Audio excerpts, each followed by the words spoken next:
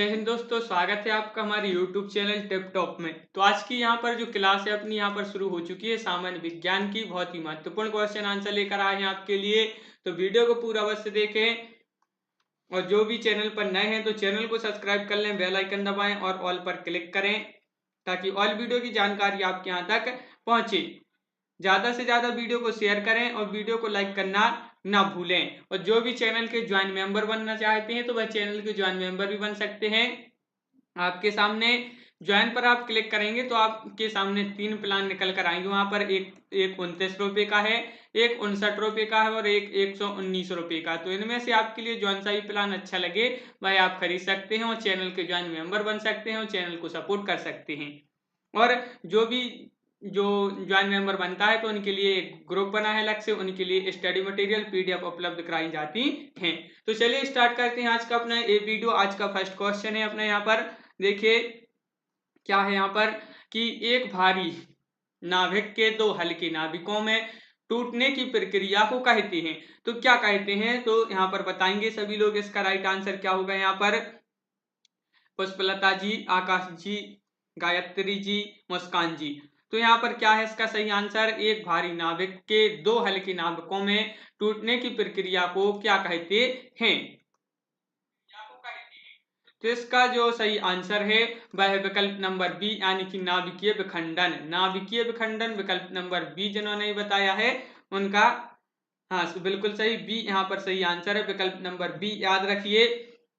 वह प्रक्रिया जिसमें एक भारी नाभिक दो लगभग बराबर नाभिकों में टूट जाता है तो उसे विखंडन कहलाती है। इस प्रक्रिया के आधार पर बहुत से परमाणु रिएक्टर या परमाणु भट्टियां बनाई गई हैं जो बहुत विद्युत ऊर्जा का उत्पादन करती हैं। अगला क्वेश्चन यहाँ पर देखिए क्या है कि नाभिकीय रिएक्टर में भारी जल का प्रयोग किस रूप में किया जाता है। तो क्वेश्चन नंबर 2 है आज का अपने यहाँ पर कि नाभिकीय रिएक्टर में भारी जल का प्रयोग किस रूप में किया जाता है? मंदक या शीतलक या परिरक्षक या नियंत्रक। तो क्या होगा इसका राइट आंसर क्वेश्चन नंबर 2 का यहाँ पर?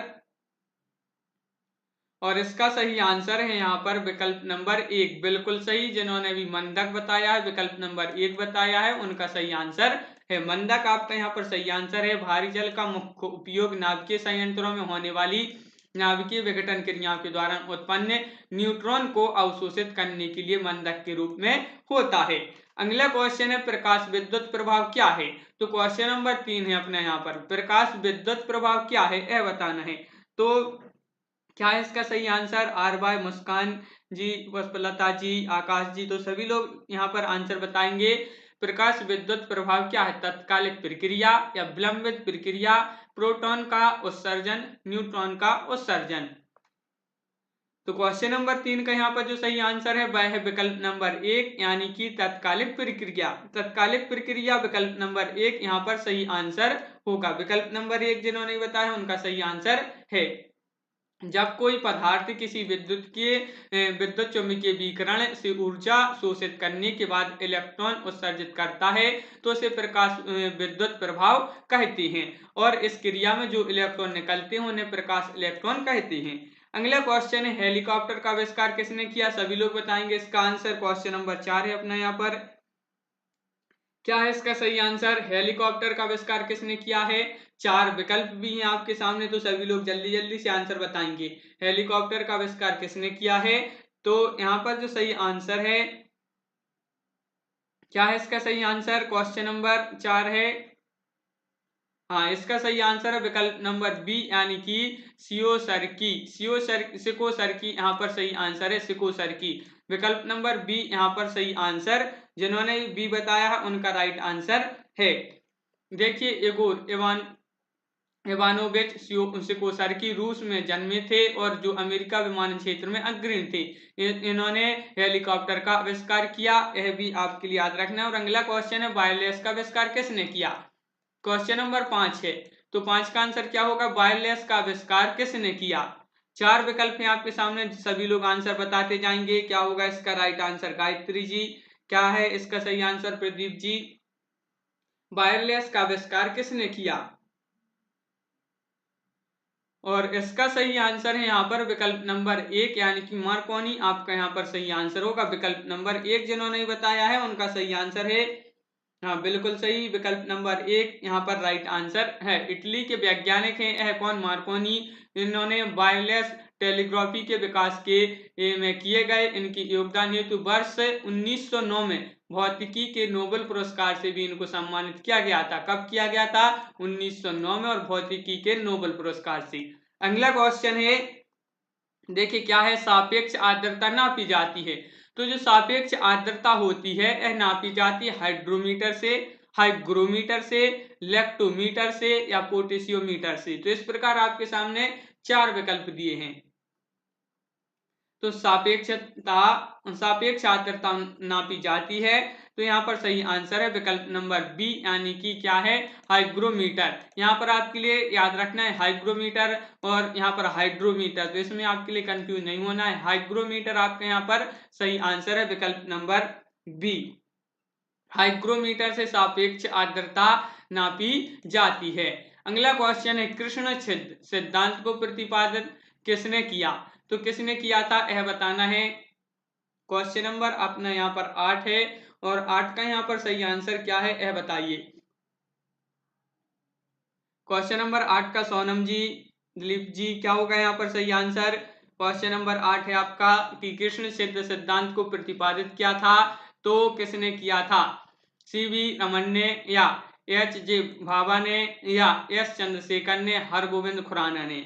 तो यहाँ पर सही आंसर है विकल्प नंबर सी यहाँ पर बताया है दिलीप जी, इनका सही आंसर है क्या है, एस चंद्रशेखर ने। विकल्प नंबर सी यहाँ पर सही आंसर है, सी आपका यहाँ पर सही आंसर होगा। ब्लैक होल एक ऐसी खगोलीय वस्तु है जिसका गुरुत्वाकर्षण क्षेत्र इतना शक्तिशाली होता है कि प्रकाश और कुछ भी इसकी खिंचाव से बच नहीं सकता। ब्लैक होल के चारों ओर एक सीमा होती है जिसे घटना क्षितिज कहा जाता है, जिसमें वस्तुएं गिर तो सकती हैं पर वह बाहर नहीं जा सकती हैं, इसे ही ब्लैक होल कहा जाता है। ब्लैक होल के सिद्धांत को एस चंद्रशेखर ने प्रतिपादित किया है। तो देखिए यह है आपकी ब्लैक होल की परिभाषा। अगला क्वेश्चन है क्या है, देखिए निम्नलिखित में से कौन सा एक सुमेलित नहीं है? तो यहाँ पर सुमेलित नहीं है एक कथन आपके लिए बताना है। 4 विकल्प दिए हैं, तो कौन सा वह विकल्प है जो सुमेलित नहीं है? तो क्वेश्चन नंबर 9 का आंसर बताना है, क्या होगा इसका सही आंसर? गायत्री जी, आकाश जी, मुस्कान जी, सोनम जी, सभी लोग बताएंगे कि निम्नलिखित में से कौन सा एक सुमेलित नहीं है। तो यहाँ पर सही आंसर है विकल्प नंबर डी, बिल्कुल सही, डी यहाँ पर सही आंसर है, सेल्सियस ऊष्मा की इकाई। यह जो कथन है यह कैसा है, सुमेलित नहीं है। देखिए सेल्सियस ताप मापने का एक पैमाना है। सेल्सियस पैमाने का आविष्कार स्वीडन के वैज्ञानिक सेल्सियस ने किया था। इस स्केल का सामान्य वायुमंडलीय दाब पर पिघलते हुए शुद्ध बर्फ का ताप 0 डिग्री सेल्सियस तथा सामान्य वायुमंडलीय दाब पर उबलते हुए शुद्ध जल का ताप 100 डिग्री सेल्सियस माने जाते हैं। अगला क्वेश्चन है, निम्नलिखित में से कौन सा एक व्युत्पन्न परिभाषा नहीं है? तो व्युत्पन्न परिभाषा नहीं है, कौन सी नहीं है? आपके सामने 4 विकल्प हैं। क्वेश्चन नंबर 10 है, तो सभी लोग बताएं क्वेश्चन नंबर 10 का आंसर। घनत्व, द्रव्यमान, आयतन या चाल? तो क्या है इसका सही आंसर? निम्न में से कौन सा एक व्युत्पन्न परिभाषा नहीं है? तो यहाँ पर जो सही आंसर है वह विकल्प नंबर क्या है, बी आपका यहाँ पर सही आंसर है। बी में द्रव्यमान यहाँ पर सही आंसर होगा। बी जिन्होंने बताया है उनका सही आंसर है विकल्प नंबर बी आपका यहाँ पर सही आंसर होगा। अगला क्वेश्चन है, एक झील में तैरने वाली इमारत की नाव इस्पात की नाव के लिए नाव द्वारा विस्थापित पानी का भार कितना है? तो क्वेश्चन नंबर 11 है, एक झील में तैरने वाली इस्पात की नाव के लिए नाव द्वारा विस्थापित पानी का भार कितना है? यह बताना है। नाव के भार से कम, नाव के भार से ज्यादा या नाव के उस भार के बराबर जो झील के पानी की सतह के नीचे है, या नाव के भार के बराबर। तो इस प्रकार 4 विकल्प हैं और क्वेश्चन नंबर जो 11 है आपका, इसका सही आंसर है विकल्प नंबर सी, नाव के उस भाग के भार के बराबर जो झील के पानी की सतह के नीचे है। यह आपका सही आंसर है। अगला क्वेश्चन है, डायनेमो परिवर्तित करता है। तो 4 विकल्प हैं आपके सामने और क्वेश्चन नंबर 12 है। तो डायनेमो परिवर्तित करता है, क्या होगा, उच्च वोल्टेज को निम्न वोल्टेज में, विद्युत ऊर्जा को यांत्रिक ऊर्जा में, यांत्रिक ऊर्जा को विद्युत ऊर्जा में, निम्न वोल्टेज को उच्च वोल्टेज में। तो 4 विकल्प दिए हैं। सभी लोग क्वेश्चन नंबर 12 का आंसर बताएंगे। और जिन्होंने भी अभी तक वीडियो को लाइक नहीं किया है वह वीडियो को लाइक कर लें। पुष्पलता जी, आकाश जी, RY, सोनम, पांडे जी, मुस्कान जी, तो सभी लोग यहाँ पर वीडियो को लाइक अवश्य कर लें। और इसका जो सही आंसर है डायनेमो परिवर्तित करता है, क्वेश्चन नंबर 12 है और इसका सही आंसर है सी, बिल्कुल सही सी। यहाँ पर बहुत सारे लोगों ने बताया है। क्या है, जागृति जी, विकल्प नंबर सी है, यांत्रिक ऊर्जा को विद्युत ऊर्जा में, विकल्प नंबर सी। डायनेमो, देखिए डायनेमो जो है एक ग्रीक शब्द से डायनामिस से व्युत्पन्न हुआ है। इसका अर्थ है पावर या शक्ति। मूल रूप से विद्युत जनरेटर का दूसरा नाम है। आमतौर पर इसका तात्पर्य एक जनरेटर या जनित्र से होता है जो कंप्यूटर के उपयोग से दृष्ट धारा उत्पन्न करता है। अगला क्वेश्चन है यहाँ पर क्या है, किसी तरह लोलक की लंबाई 4% बढ़ा दी जाए तो उसका आवर्तकाल 8% बढ़ जाएगा या 2% बढ़ जाएगा, 4% बढ़ जाएगा या इनमें से कोई नहीं। तो इस प्रकार क्वेश्चन नंबर 13 है आपका। सभी लोग बताएंगे क्वेश्चन नंबर 13 का सही आंसर क्या होगा। इसका सही आंसर प्रदीप जी कि किसी तरल लोलक की लंबाई 4% बढ़ा दी जाए तो उसका आवर्तकाल में क्या होगा। तो यहाँ पर सही आंसर जो है और वह है विकल्प नंबर बी, यानी कि 2% बढ़ जाएगी। 2% यानी कि विकल्प नंबर बी आपका यहाँ पर सही आंसर है। विकल्प नंबर बी आपका सही आंसर है। किसी सरल लोलक की जो लंबाई है 4% बढ़ा दी जाए तो उसकी जो आवर्तकाल है वह 2% बढ़ जाएगा। अगला क्वेश्चन है, पानी की बूंदों का तैलीय पृष्ठों पर न चिपकने का कारण है, तो क्या है। क्वेश्चन नंबर 14 है अपने यहाँ पर। क्या होगा इसका सही आंसर कि पानी की बूंदों का तैलीय पृष्ठ पर न चिपकने का कारण क्या है। आसंजक बल का अभाव या पृष्ठीय तनाव, आपस में मिल नहीं सकते या तेल की अपेक्षा जल हल्का होता है। तो इस प्रकार आपके सामने 4 विकल्प हैं। क्वेश्चन नंबर 14 है और 14 का यहाँ पर जो सही आंसर है वह है क्या है। क्वेश्चन नंबर 14 का राइट आंसर राजेंद्र यादव जी, शिब्बू जी, पुष्पलता जी, प्रदीप जी, यहाँ पर सही आंसर विकल्प नंबर 1, बिल्कुल एक यहाँ पर राइट आंसर। जिन्होंने भी एक यहाँ पर बताया उनका सही आंसर है। देखिए पानी के अणुओं के बीच आसंजक बल पानी तथा तेल के अणुओं के बीच लगने वाला आसंजक बल से अधिक होने के कारण पानी की बूंदें तैलीय पृष्ठ पर नहीं चिपकती हैं। अगला क्वेश्चन है यहाँ पर क्या है, देखिए भारहीनता होती है। तो बताइए क्वेश्चन नंबर 15 है आपका। यहाँ पर भारहीनता होती है गुरुत्वाकर्षण की शून्य स्थिति, जब गुरुत्वाकर्षण घटता है, निर्वात की स्थिति में या उपरोक्त में से कोई नहीं। तो इस प्रकार 4 विकल्प दिए हैं। जल्दी से एक विकल्प का चयन करें। यहाँ पर भारहीनता होती है तो इसका आंसर क्या होगा। तो इसका यहाँ पर जो सही आंसर है वह है विकल्प नंबर 1, यानी कि गुरुत्वाकर्षण की शून्य स्थिति। विकल्प नंबर 1 यहाँ पर सही आंसर होगा। इसे ही भारहीनता यानी जीरो ग्रेविटी भी कहते हैं। भारहीनता की स्थिति में इंसान भार महसूस नहीं करता। न्यूटन के गुरुत्वाकर्षण सिद्धांत के अनुसार दो वस्तुओं के बीच एक आकर्षण बल कार्य करता है। यदि इनमें से एक वस्तु पृथ्वी पर हो तो इस आकर्षण बल को गुरुत्व या ग्रेविटी कहते हैं। अगला क्वेश्चन है, कोणीय संवेग इसके बराबर है। कोणीय संवेग किसके बराबर है यह बताना है। क्वेश्चन नंबर 16 है अपना, बहुत ही महत्वपूर्ण क्वेश्चन है। 4 विकल्प भी दिए हैं तो सभी लोग आंसर बताएंगे क्वेश्चन नंबर 16 का। तो क्या है इसका सही आंसर। क्वेश्चन नंबर 16 कोणीय संवेग इसके बराबर है। तो किसके बराबर है। तो यहाँ पर सही आंसर है विकल्प नंबर आपका 1 आपका यहाँ पर सही आंसर होगा। जड़त्व आघूर्ण एक्स कोणीय वेग है जो है सही आंसर है विकल्प नंबर 1। जिन्होंने बताया उनका सही आंसर है। देखिए क्या है, भौतिक विज्ञान में कोणीय संवेग एक सदिश राशि है। कौन सी है सदिश राशि? कोणीय संवेग, जो किसी विशेष अक्ष के सापेक्ष जड़त्व गुण या कोणीय वेग के गुणा के बराबर होता है। किसी कणों के निकाय का कोणीय वेग संवेग उस निकाय में उपस्थित सभी कणों के कोणीय संवेग के योग के तुल्य होता है। और यह यहाँ पर देखिए क्या है, यहाँ पर जड़त्व आघूर्ण गुणित कोणीय वेग, यह आपका यहाँ पर आंसर है। अगला क्वेश्चन है, गैस तापमापी द्रव्य तापमापियों की तुलना में ज्यादा संवेदी होती है, क्योंकि गैस की विशिष्ट ऊष्मा अधिक होती है, या गैस का प्रसार गुणांक अधिक होता है, या हल्की होती है, या गैस की विशिष्ट ऊष्मा कम हो जाती है। तो इस प्रकार आपके सामने 4 विकल्प हैं। क्वेश्चन नंबर 17 है।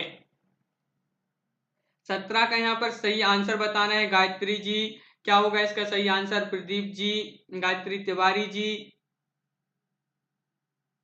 राजेंद्र जी, तो सभी लोग बताएंगे। क्वेश्चन नंबर यहाँ पर आपका 17 है और 17 का यहाँ पर सही आंसर है विकल्प number B. Dilip ji, B आपका यहाँ पर सही आंसर होगा कि गैस तापमापी द्रव्य तापमापियों की तुलना में अधिक संवेदी होती है, क्योंकि गैस का प्रसार गुणांक अधिक होता है। यह आपका यहाँ पर सही आंसर है। अगला क्वेश्चन है, देखिए, निम्नलिखित द्रव्यों में से कौन सा ऊष्मा का बहुत अच्छा चालक है? तो यहाँ पर ऊष्मा का सबसे अच्छा चालक बताना है पारा, पानी, ईथर या बेंजीन। तो क्या होगा इसका सही आंसर? क्वेश्चन नंबर 18 है आपका यहाँ पर, निम्नलिखित द्रव्यों में से कौन सा ऊष्मा का बहुत अच्छा चालक है? तो ऊष्मा का सबसे अच्छा चालक बताना है। क्वेश्चन नंबर 18 है आपका यहाँ पर, और यहाँ पर सही आंसर क्या होगा यह बताना है। तो इसका सही आंसर है विकल्प नंबर 1, यानी कि पारा। पारा यहाँ पर जिन्होंने विकल्प नंबर 1 बताया है उनका सही आंसर है विकल्प नंबर 1। राजेंद्र यादव जी, विकल्प नंबर 1 आपका सही है। ऊष्मा का सुचालकता का कारण धातुओं में उपस्थित मुक्त इलेक्ट्रॉनों की संख्या के कारण होता है। चांदी को ऊष्मा का सबसे अच्छा सुचालक माना जाता है। किसको माना जाता है? चांदी को। अन्य अच्छे सुचालक धातुओं में तांबा, एल्यूमिनियम, पारा, सोना आदि हैं। अगला क्वेश्चन है, क्या है, जब पानी में नमक मिलाया जाता है तो निम्नलिखित में से कौन सा परिवर्तन होता है? क्वेश्चन नंबर 19 से आपका यहाँ पर कि जब पानी में नमक मिलाया जाता है तो निम्नलिखित में से कौन सा परिवर्तन होता है? क्वथनांक बढ़ता है और जमाव बिंदु घटता है। क्वथनांक घटता है, जमाव बिंदु बढ़ता है। क्वथनांक और जमाव बिंदु जो है दोनों घटते हैं, या क्वथनांक और जमाव बिंदु दोनों बढ़ते हैं। तो इस प्रकार आपके सामने 4 विकल्प दिए हैं।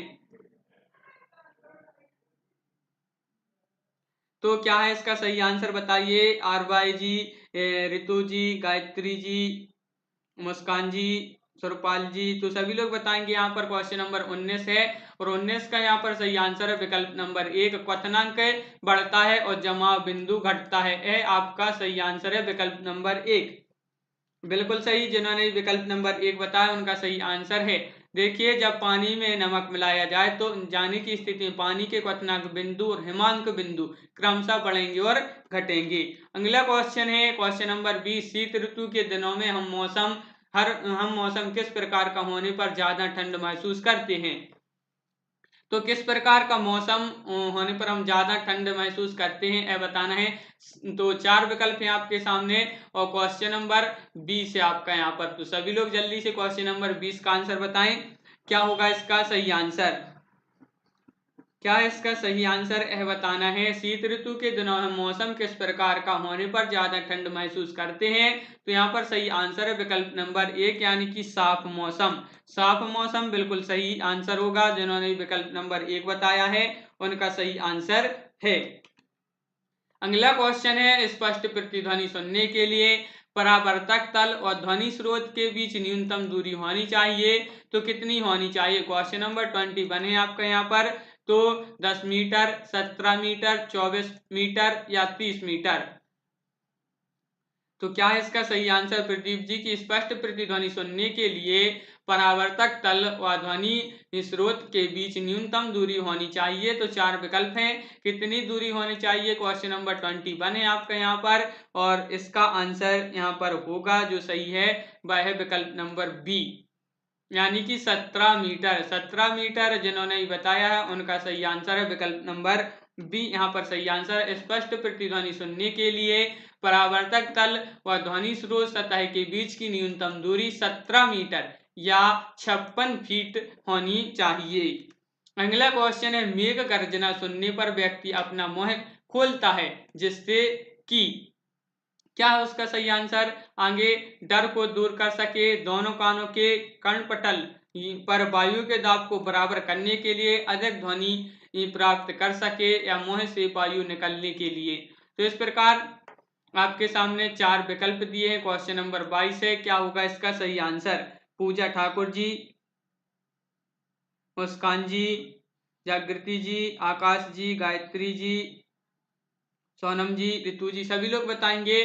मेघ गर्जना सुनने पर व्यक्ति अपना मुंह खोलता है जिससे कि, तो यहाँ पर जो सही आंसर है वह है विकल्प नंबर बी। यहाँ पर सही आंसर है पुष्पलता जी कि दोनों कानों के कर्णपटल पर वायु के दाब को बराबर करने के लिए। यह आपका यहाँ पर सही आंसर है। बी जिन्होंने बताया है उनका सही आंसर होगा। देखिए यहाँ पर अगला क्वेश्चन है, प्रकाशीय फाइबर किस सिद्धांत पर कार्य करता है? प्रकाशीय फाइबर किस सिद्धांत पर कार्य करता है, यह बताना है आपके लिए। अपवर्तन, प्रकीर्णन या व्यतिकरण, पूर्ण आंतरिक परावर्तन। 4 विकल्प है। क्वेश्चन नंबर 23 है, तो सभी लोग इसका सही आंसर जल्दी से बताएंगे। क्वेश्चन नंबर 23 क्या होगा इसका सही आंसर? कि प्रकाशीय फाइबर किस सिद्धांत पर कार्य करता है, और यहाँ पर बताया है डी। हाँ, डी जिन्होंने बताया है उनका सही आंसर है। डी में है आपका पूर्ण आंतरिक परावर्तन।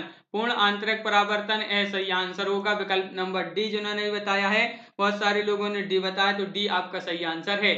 देखिए, प्रकाशीय तंतु या केवल तंतु कांच या प्लास्टिक से निर्मित एक तंतु होता है जिसकी लंबाई की दिशा में प्रकाश का संचरण हो सकता है। इस प्रक्रिया में प्रकाश का पूर्ण आंतरिक परावर्तन होता है।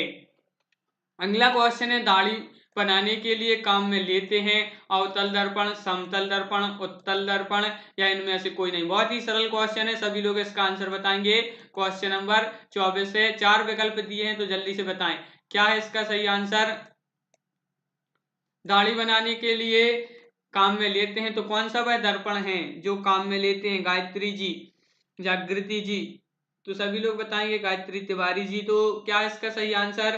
क्वेश्चन नंबर 24 है आपका यहाँ पर, और यहाँ पर जो राइट आंसर होगा विकल्प नंबर 1 यानी कि अवतल दर्पण। अवतल दर्पण यहाँ पर सही आंसर है। विकल्प नंबर 1 जिन्होंने बताया है, बहुत सारे लोगों ने बताया, उनका सही आंसर है। दाढ़ी बनाने के लिए अवतल दर्पण का प्रयोग करते हैं। अवतल दर्पण के फोकस पर चेहरे का प्रतिबिंब बड़ा और साफ बनता है जिससे दाढ़ी बनाने में आसानी होती है। अवतल दर्पण अभिसारी लेंस का कार्य करता है, अतः इसके फोकस और दर्पण के मध्य में चेहरा बड़ा और ऊपर उठा हुआ बनता है। अगला क्वेश्चन है, आइरिस का क्या काम है? क्वेश्चन नंबर 25 है, आइरिस का क्या काम है? आंख में जमने वाले प्रकाश की ऊर्जा को नियंत्रित करना, आंख में जमने वाले प्रकाश की मात्रा को लौटाना, प्रतिबिंब लेंस को चित्र भेजना, इनमें से कोई नहीं। तो 4 विकल्प हैं। क्वेश्चन नंबर 25 है और 25 का आंसर सभी लोग जल्दी से बताएं। आइरिस जो है इसका क्या काम है? क्वेश्चन नंबर 25 और इसका सही आंसर है विकल्प नंबर 1। क्या है? आंख में जाने वाले प्रकाश की मात्रा को नियंत्रित करना। यह आपका यहाँ पर विकल्प नंबर 1 सही आंसर होगा। विकल्प नंबर 1 जिन्होंने बताया उनका सही आंसर है। देखिए, परितारिका आइरिस जिसको कहते हैं मानव तथा अधिकांश स्तनधारी एवं पक्षियों की आंख के भीतर की एक पतली वृत्ताकार संरचना है जिसका काम आंख के तारे के व्यास को नियंत्रित करना होता है। इस प्रकार आइरिस रेटिना पर पहुंचने वाले प्रकाश की मात्रा को नियंत्रित करती है। अगला क्वेश्चन है, क्या है? देखिए, जब प्रकाश की तरंगें वायु से कांच में होकर गुजरती हैं तब केवल किससे परितंत्र प्रभावित होंगी? तो किससे प्रभावित होंगे यह बताना है। तरंगदैर्घ्य, आकृति एवं वेग, केवल वेग तथा आवृत्ति, या केवल तरंगदैर्घ्य तथा आवृत्ति, या केवल तरंगदैर्घ्य तथा वेग। तो इस प्रकार 4 विकल्प हैं आपके सामने। तो जल्दी से आंसर बताएं, क्या होगा इसका सही आंसर? पूजा ठाकुर जी, सोनम जी, रितु जी, जागृति जी, मुस्कान जी, सभी लोग आंसर बताएंगे। आकाश जी कि जब प्रकाश की तरंगें वायु से कांच में होकर गुजरती हैं तब केवल किससे परितर्य प्रभावित होंगे? तो इसका जो सही आंसर है वह है विकल्प नंबर डी। डी यहाँ पर सही आंसर है, केवल तरंगदैर्घ्य एवं वेग। केवल तरंगदैर्घ्य एवं वेग आपका यहाँ पर सही आंसर है। जब प्रकाश की तरंगें वायु से कांच में होकर गुजरती हैं तो केवल तरंगदैर्घ्य तथा वेग के परितर्य प्रभावित होंगे। अगला क्वेश्चन है, किस विकिरण की कण प्रकृति की पुष्टि किससे की जाती है? विकिरण की कण प्रकृति की पुष्टि किससे की जाती है? तो यह बताना है। 4 विकल्प है, क्वेश्चन नंबर 27 है। तो क्या होगा इसका सही आंसर? व्यतिकरण या प्रकाश, विद्युत प्रभाव, विवर्तन या ध्रुवीकरण।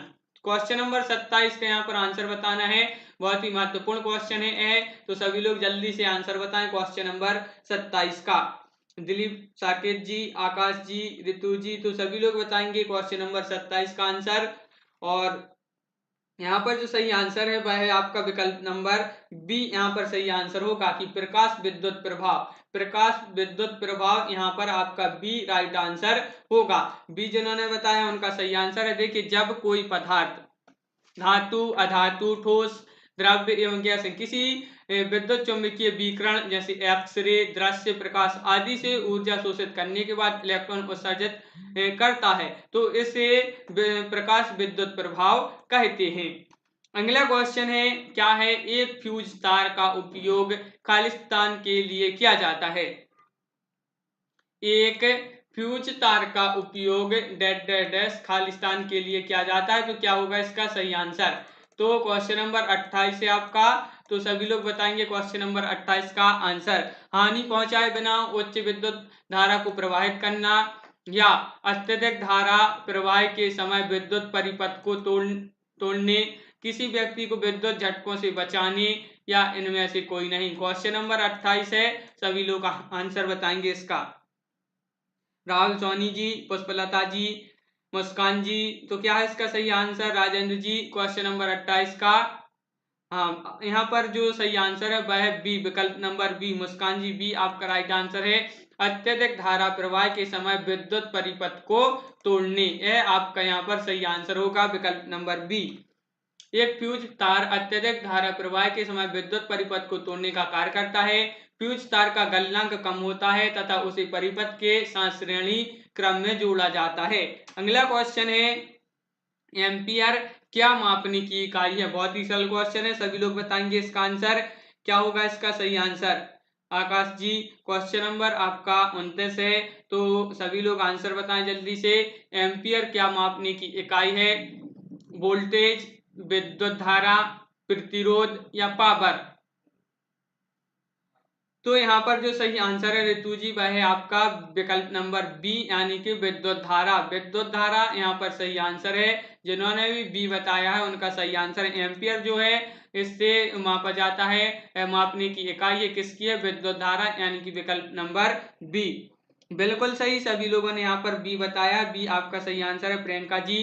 अगला क्वेश्चन है, डायनेमो एक मशीन है जिसका काम है, क्या है? डायनेमो जो है एक मशीन है जिसका काम है, बताइए। और एक बार यह जो क्वेश्चन डबल हो चुका है, पहले भी आ चुका है, तो आप एक बार फिर से बता दीजिए। अंकिता पांडे जी, प्रदीप जी, सभी लोग बताएंगे। राजेंद्र जी, क्या है इसका सही आंसर? उच्च वोल्टेज को निम्न में परिवर्तित करना, निम्न वोल्टेज को उच्च में परिवर्तित करना, विद्युत ऊर्जा को यांत्रिक ऊर्जा में परिवर्तित करना, यांत्रिक ऊर्जा को विद्युत ऊर्जा में परिवर्तित करना। तो इस प्रकार आपके सामने 4 विकल्प भी दिए हैं और क्वेश्चन नंबर आपका 30 है। क्या है इसका सही आंसर क्वेश्चन नंबर 30 का? हाँ, बिल्कुल सही, सी। यहाँ पर जिन्होंने भी डी बताया, पुष्पलता जी, डी यहाँ पर सही आंसर है। बिल्कुल सही आपने बताया कि आंतरिक ऊर्जा को विद्युत ऊर्जा में परिवर्तित करना। डायनेमो एक मशीन है जिसका यह काम है कि आंतरिक ऊर्जा को विद्युत ऊर्जा में परिवर्तित करना। और देखिए, डायनेमो एक जो है यह आपने पहले ही पढ़ लिया। डायनेमो शब्द जो है ग्रीक ग्रीक से लिया गया है, डायनामिस से उत्पन्न हुआ है। तो आज के वीडियो में बस इतना ही। सभी लोगों ने वीडियो को लाइक तो कर ही दिया होगा। अगर अभी तक आपने हमारी वीडियो को लाइक नहीं किया है तो वीडियो को लाइक कर लें, चैनल को जो है सब्सक्राइब कर लें, बेल आइकन दबाएं और ऑल पर क्लिक करें ताकि ऑल वीडियो की जानकारी आपके यहाँ तक पहुंचे। और जो भी ज्वाइन मेंबर बनना चाहते हैं चैनल के, तो आपको क्या करना है, सब्सक्राइब के बाजू में एक ज्वाइन आपके लिए लिखा आएगा या शामिल हो, इस पर आप क्लिक करेंगे तो आपके पास 3 प्लान यहाँ पर निकल कर आएंगे। कौन कौन से? एक आपका आएगा यहाँ पर, सबसे पहला प्लान है सिल्वर प्लान 29 रुपए का, फिर एक गोल्ड प्लान है 59 रुपए का, और एक डायमंड प्लान है जो है 119 रुपए का। तो इस प्रकार आपके पास 3 प्लान दिए गए हैं। 3 प्लान में से आप जो भी प्लान यहाँ पर खरीदना चाहते हैं तो खरीद सकते हैं और चैनल को सपोर्ट कर सकते हैं यहाँ पर। और जो भी ज्वाइन मेंबर बनता है तो उनके लिए पीडीएफ, आपके लिए एक अलग से ग्रुप बनाया गया है ज्वाइन मेंबर के लिए। उनको पीडीएफ और जो भी स्टडी मटेरियल रहता है वह आपके लिए आपके ग्रुप में ही दिया जाता है। तो आप अगर ज्वाइन मेंबर बनना चाहते हैं तो ज्वाइन मेंबर बन जाएं और ग्रुप में आपके लिए जोड़ दिया जाएगा। तो वहीं पर आपके लिए पीडीएफ और स्टडी मटेरियल जो रहता है आपके लिए प्रेषित किया जाता है। बहुत सारे फायदे हैं ज्वाइन मेंबर के लिए। तो आज की वीडियो में इतना ही। और अपनी क्लासें जो हैं अब पूरी शुरू हो चुकी हैं आपकी, और इसके बाद आपकी रात्रि 11 बजे क्लास है जीके का खजाना। भूल ना जाना, जीके का खजाना आपका 11:30 बजे है रात में। तो सभी लोगों के लिए आना है। तो आज की वीडियो में बस इतना ही। साहेंद्र जी, मुस्कान जी, आर वाई, हाँ तो बन जाइए। दिलीप साकेत जी, आकाश ठाकुर जी, जागृति जी, सोनम जी, पूजा ठाकुर जी, रितु जी, राजेंद्र जी, राहुल सोनी जी, सुरपाल जी, मुस्कान जी, पूजा जी, अंकिता जी। तो सभी लोगों ने वीडियो को यहाँ पर, गायत्री जी, सभी लोगों ने वीडियो को लाइक कर दिया होगा। तो आपके लिए यहाँ पर जो है पे करने होते हैं, आप यहाँ से पैसे पे कर सकते हैं।